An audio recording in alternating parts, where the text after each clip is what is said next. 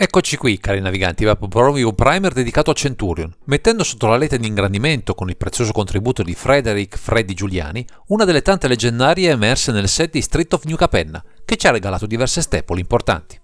Ci cimentiamo ancora una volta in una build attorno ai colori Esper, che ultimamente è stata rimpolpata di tante carte, tra nuovi generali e carte perfette per interagire con l'opponente, da meritare non solo la nostra attenzione, ma quella di tanti player che amano controllare la partita. E con questa particolare leggendaria non sarà difficile ottenere, soprattutto nel late game, tutto il value necessario per sovrastare, in mana e nuove carte, il nemico, che ormai impotente si ritroverà inerme a subire la stretta del clan degli Obscura.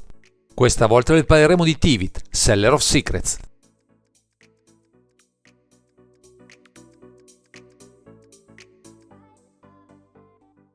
Siamo al cospetto di una creatura strana, l'ennesima sfinge in questi colori, che però ci propone un gameplay decisamente più in linea con il color pie a disposizione, per un'acquisizione lenta ma costante di risorse in più rispetto al nemico, ma andiamo con ordine, descrivendo le sue caratteristiche. Con 6 mana, 3 generici e 3 specifici, uno bianco, uno blu, uno nero, abbiamo un farabutto sfinge con forza 6 e costituzione 6, volare, agita 3 e 2 abilità, incenerate tra loro per un grande vantaggio sul campo. Nella prima abilità c'è Dilemma del Consiglio. Ogni qualvolta Tivit entra nel campo di battaglia o infligge danno da combattimento a un giocatore, a partire da te ogni giocatore vota per prove o corruzione. Per ogni voto per le prove indaga, per ogni voto per la corruzione crea una pedina tesoro. Con la seconda abbiamo Mentre voti puoi votare una volta in più. I voti possono essere per scelte diverse o per la stessa scelta.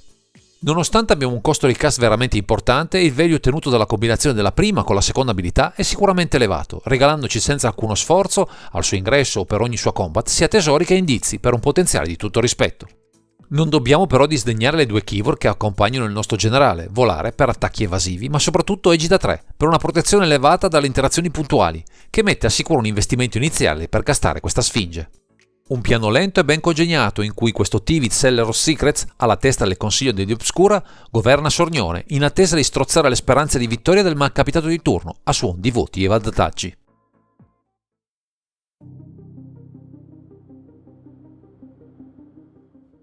Capita l'importanza che risiede nel cast e nell'utilizzo di questo Tivit Seller of Secrets, appare chiaro che tutto il nostro mazzo si preoccuperà di gestire al meglio le fasi iniziali del match, prima del suo ingresso trionfale, che ci donerà ulteriore value tra tesori e indizi. Purtroppo il nostro color pie non offre tanto per accelerare tranne Dark Ritual, e non ha neppure troppo senso investire troppe carte in questo processo, puntando a sfruttare al meglio le 99 solo con carte utili a sostenere la nostra azione di controllo. Fondamentali, soprattutto nelle prime fasi del match, saranno i cantrip, con Brainstorm, Ponder e Preordain di sistemarci la mano, per avvii mai stentati, soprattutto perché sono fondamentali land drop costanti e carte giuste per le prime risposte. Ci faranno comodo anche dei draw effect, con Memory Delage e Titan Indulgence, ma anche qui prenderemo in considerazione il minimo sindacale per dare il massimo spazio alle carte che contano, alle interazioni, che sovrasteranno il nemico di turno. Anche tra le creature di peso faremo delle scelte mirate, solo con terre animabili, Celestial Colonnade e Hall of Storm Giants, contornate da qualche utility che sul fronte delle combat non darà certo pensieri all'avversario, mentre qui puntiamo a qualcosa di concreto. Di certo non ci faremo scappare i migliori viandanti nel nostro color pie, tra James the Mind Sculptor, Teferi Yorod Dominaria, Teferi Rime Reverer e The Wandering Emperor, certi che il loro ingresso getterà lo scompiglio tra le file avversarie. Come ulteriori mezzi per darci sostegno nell'azione useremo il meglio in circolazione con Snapcaster Mage, Shurikai Agency Engine e Castle Vantress, che ci offriranno tutto quel che serve per avere sempre la risposta giusta al momento giusto. Fondamentale sarà schierare Coven of Souls per garantire l'ingresso del generale in campo, anche se abbiamo, come vedremo tra poco, un arsenale di risposte pronte ad entrare in azione per mettere al sicuro il suo ingresso da counter molesti. Per ostacolare determinati archetipi arriva in nostro soccorso Position Agent, ormai una staple se si vogliono impedire che il nemico possa sfruttare i vari tutori a sua disposizione, facendo nostri anche questi vantaggi.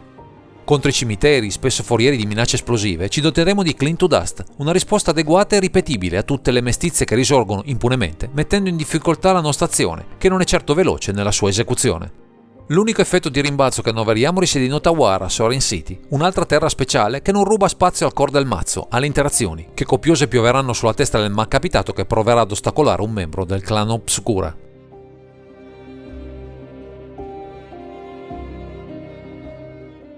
Se muoviamo diversi mezzi per garantirci vantaggi, oltre a quelli offerti da Tivit Seller of Secrets, è chiaro che il resto del mazzo deve fare al meglio una cosa sola: contrastare ogni minaccia concreta del nemico prima dell'ingresso trionfale in campo del generale. Ecco che diventano fondamentali carte come gli scartini tra Duress, Inquisition of Kozilek e Tugsize per proteggere la sua venuta, scorgendo la mano avversaria in cerca di counter o altre minacce, sempre attenti a non scoprire troppo il fianco. Di certo non usciremo senza rimozioni, visti anche i colori a disposizione, con ben 11 di loro solo tra le magie, con il meglio tra Fatal Push, Prismatic Ending, Sudden-Edit, Vindicate e Void Rend, pronti, sempre, anche al primo turno, di rispondere colpo su colpo alle intemperanze del nemico. Anche con altri permanenti come Solitude e Into the Deep, e persino con delle terre, tra Ngaio, Set of Empire e Wasteland, non ci faremo mancare il modo di infastidire le giocate avversarie, rimuovendo pezzi chiave che ci possono mettere in crisi. Di certo, fiore all'occhiello di questa strategia saranno le rimozioni globali tra Damned, Supreme Verdict, Toxic Delage e Wrath of God, approfittando della scarsità di abitanti dal nostro lato del tavolo, per una pulizia totale di tutte le potenziali minacce a terra. In aggiunta a queste carte tipiche di un contro affianchiamo qualcosa di adatto al contesto della lista, Night of Soul Betrayal per falciare tutti i mana d'orca e le creature piccole del formato, e Temporary Lockdown, una carta nuova che può ripulire il board a diverse mestizie, anche non creatura. Naturale sarà anche una cospicua presenza di counter nella lista, con 14 loro a popolare una fetta importante del mazzo, tra Dovin's Veto, Force of Negation, Remand, Spell Snare e Trace End, prendendo in considerazione tutto quello che può fermare l'intemperanza dell'avversario. In questo contesto fortemente orientato a bloccare qualsiasi giocata, sia nei primi turni sia nelle fasi avanzate della partita, risultano vitali tutte le carte modali, con costo di lancio accettabile, presenti nel nostro color pie, tra Archmage Charm, Cryptic Command, Esper Charm, Chaos Guile e Mystic Confluence. In buona sostanza un tripudio di interazioni, tanto da considerare l'intero mazzo, in estrema sintesi, un agglomerato di risposte a tutto tondo per rintuzzare colpo su colpo a qualsiasi tentativo del nemico di fare il suo gioco. Un piano perfido e letale, con alla testa questo Tivit Seller of Secret che non vede l'ora di portare alla rovina i nostri opponenti in una serie infinita di repliche in cui niente potrà intaccare il nostro dominio.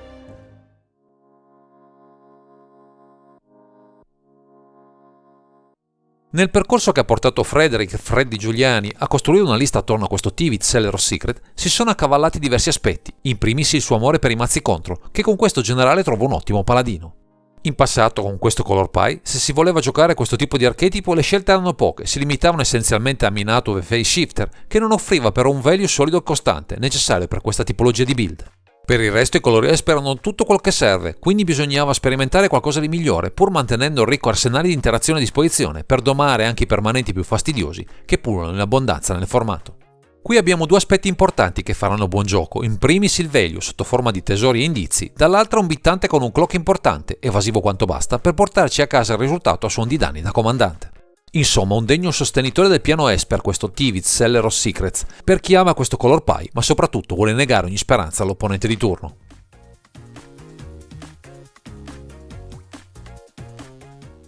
Con le logiche intrinseche legate a Tivit Seller of Secrets e al suo color pie, per Freddy Giuliani, è chiaro il piano di gioco da attuare, il controllo totale delle giocate avversarie, non lasciando crescere neppure un filo d'erba sul campo del nemico. Si dovrà puntare a calare in fretta il comandante per una serie consistente di motivi, in primis perché si propone come un bittante grosso, ma soprattutto porta in dote Age da 3, una protezione che una buona fetta del meta faticherà molto ad aggirare.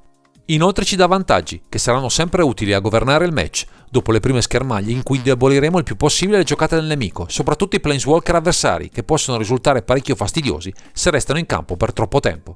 Dalla nostra abbiamo poi una serie di win condition di supporto tra Shorikai Genesis Wave, Jace Mindscatter o Teferi Hero Dominaria, che se ben supportati dal resto del mazzo ci daranno quel vantaggio graduale, perfetto da amministrare con questa build. Dovremo solo giocare in modo spietato, ma accorto, in modo da dare filo alla torcere all'opponente fino all'ingresso di questo farabutto Sfinge, che non vede l'ora di dettare la sua legge tra i tavoli del formato.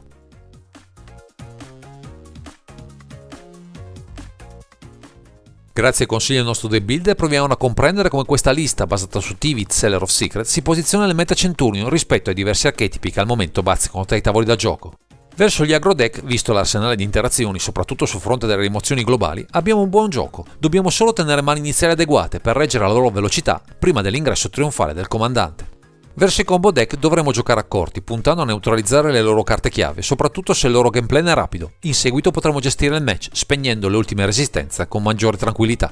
Verso i control deck siamo in un matchup equilibrato, dove avremo maggiori chance di successo se l'opponente non ha il nero a disposizione, e il nostro comparto di scartini ci può aiutare a spegnere le sue risposte nel momento chiave in cui getteremo il generale nella mischia. L'unica vera sofferenza l'abbiamo verso i mazzi con forti componenti di RAM, come Maelstrom Wanderer, che possono mettere in fretta molta pressione, proponendo più minacce in una singola giocata, mettendo a rischio la nostra tenuta per mancanza di risposte adeguate in tempo.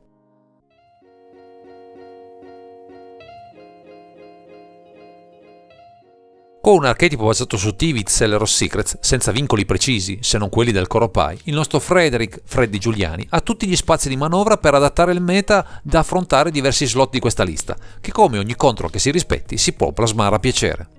Molto dipenderà da cosa affrontare o banalmente dagli aggiustamenti dipesi dall'ultima ban list a definire cosa inserire o cosa lasciare in panchina per far sì che la pletora di repliche inserite tra le 99 sia sempre adatta al contesto del momento.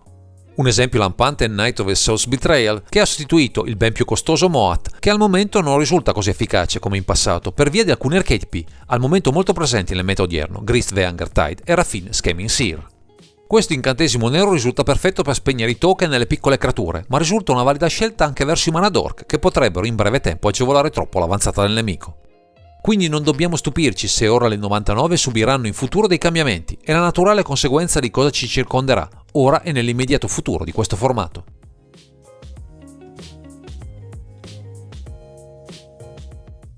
Eccoci arrivati alla conclusione di questo video, ringraziamo Freddy Giuliani per averci guidato alla scoperta di questa leggendaria, che ha tutte le intenzioni di tenere alti i colori Esper al massimo del loro potenziale. Se volete giocare un control senza paura di rimanere senza benzina sul più bello, questo Tivit Celleros Secret potrebbe fare a caso vostro, proponendo vantaggi sotto forma di carte e mana, come non si vedeva da molto tempo a questa parte nel Centurio. Per ulteriori approfondimenti o anche solo per saperne qualcosa di più su questo formato, seguite il canale su YouTube Centurion TV. Il link è presente in fondo a questo video, dove troverete matchup, guide alle build e una community sempre pronta a darvi spunti e consigli. Direi che questo è tutto per questo video, grazie per averci seguito e non dimenticate di commentare, condividere e sottoscrivere il canale per ritrovarsi sempre qui su Underground Sea.